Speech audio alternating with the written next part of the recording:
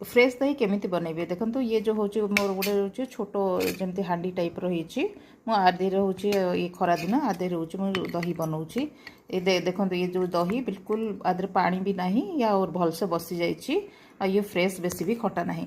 चलो देखिए केमती आमे बनैबा। तो मो गोटे गिनारे टिके उषुम क्षीर नै जाईची ता देरे मो होची टिके चीनी पकै देबी टिके जस्ट मीठा आसिया पे आ तापरे टिके होची दही होची टिके दही टिके मिसै देबी आको मिसै की मो एबे ये जो कुनी हांडी नै छे को दही टिके मिसि गेला पर मो होची एइतरे ए कुनी हांडी रे पकै देबी आको पकै देकी ओवन जे थिबो ओवन भीतर रखि देबे न हल नै आको गोटे कंसा भीतर घोड़ै देकी रखि देबी।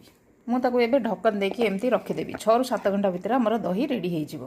ये जो दही मु बनैछि ये 6 ରୁ 7 घंटा भीतर रेडी हे जेछि आ ता ऊपर पानी ही जमीबनी और ये बिल्कुल गाढ़ा दही और फ्रेश दही बनि जिवो। एमती आपन घर बनांतो मते कमेंट सेक्शन में जणांतो केमथि होला।